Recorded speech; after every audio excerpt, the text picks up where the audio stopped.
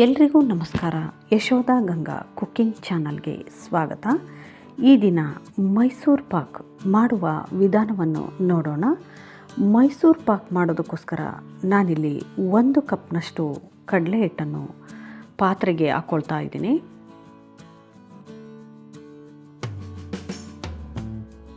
ಅರ್ಧ ಕಪ್ನಷ್ಟು ಎಣ್ಣೆಯನ್ನು ಇದಕ್ಕೆ ಗಂಟಿಲ್ಲದಂತೆ ಮಿಕ್ಸ್ ಮಾಡ್ಕೊಳ್ಬೇಕಾಗುತ್ತೆ.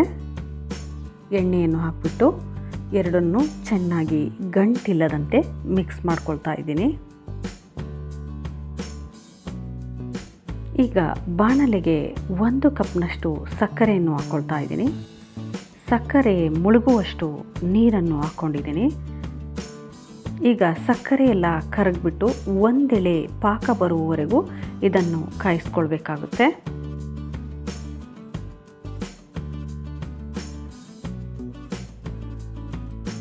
ಮತ್ತೊಂದೆಡೆ ಅರ್ಧ ಕಪ್ನಷ್ಟು ತುಪ್ಪವನ್ನು ಹಾಕ್ಕೊಂಡಿದ್ದೀನಿ. ಅರ್ಧ ಕಪ್ನಷ್ಟು ಎಣ್ಣೆಯನ್ನು ಎರಡನ್ನು ಮಿಕ್ಸ್ ಮಾಡಿಬಿಟ್ಟು ಬಿಸಿ ಆಗೋದಕ್ಕೆ ಇಟ್ಕೊಳ್ಬೇಕಾಗುತ್ತೆ.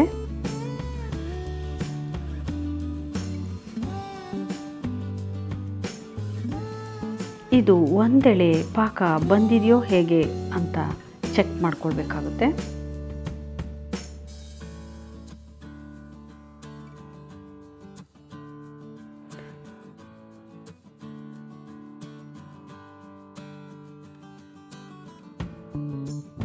ಒಂದೆಳೆ ಪಾಕ ಬಂದ ನಂತರ ಕಡಲೆ ಹಿಟ್ಟನ್ನು ಇದಕ್ಕೆ ಸೇರಿಸ್ಕೊಳ್ತಾ ಇದ್ದೀನಿ. ಎಣ್ಣೆ ಮಿಕ್ಸ್ ಮಾಡಿರೋ ಕಡಲೆ ಹಿಟ್ಟನ್ನು ಇದಕ್ಕೆ ಹಾಕ್ಕೊಂಡು ಸಕ್ಕರೆ ಪಾಕದಲ್ಲಿ ಸಂಪೂರ್ಣವಾಗಿ ಮಿಕ್ಸ್ ಆಗಬೇಕು. ಇದು ಸಣ್ಣ ಉರಿಯಲ್ಲಿ ಇಟ್ಕೊಂಡ್ಬಿಟ್ಟು ಕೈ ಆಡಿಸ್ಕೊಳ್ಬೇಕಾಗುತ್ತೆ.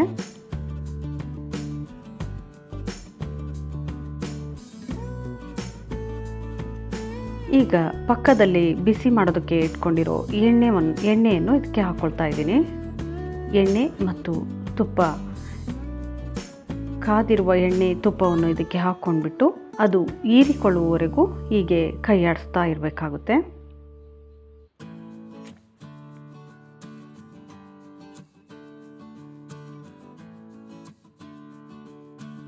ಈಗ ಮತ್ತೊಮ್ಮೆ ಕಾದ ಎಣ್ಣೆಯನ್ನು ಇದಕ್ಕೆ ಹಾಕ್ಕೊಳ್ಬೇಕಾಗುತ್ತೆ.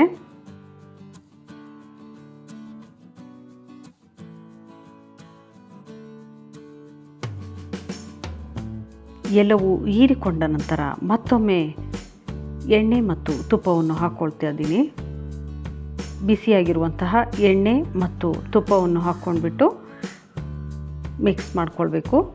ಈಗ ಎಣ್ಣೆ ಎಲ್ಲ ಹೀರ್ಕೊಳ್ಳೋದು ನಿಂತಿದೆ. ಈಗ ಇದು ಮೈಸೂರು ಪಾಕು ತಯಾರಾಗಿದೆ.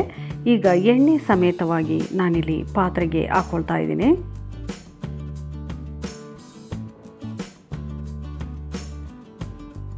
ಸ್ವಲ್ಪ ಬಿಸಿ ಇರುವಾಗಲೇ ಕಟ್ ಮಾಡ್ಕೊಳ್ಬೇಕಾಗುತ್ತೆ.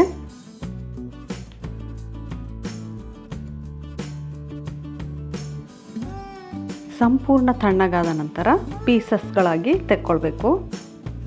ಈಗ ರುಚಿಕರವಾದ ಮೈಸೂರು ಪಾಕ್ ತಯಾರಾಗಿದೆ. ನೀವು ಕೂಡ ಈ ರುಚಿಕರವಾದ ಮೈಸೂರು ಪಾಕನ್ನು ಮಾಡಿ. ಮತ್ತೊಂದು ವಿಡಿಯೋದಲ್ಲಿ ಸಿಗೋಣ. ಧನ್ಯವಾದಗಳು.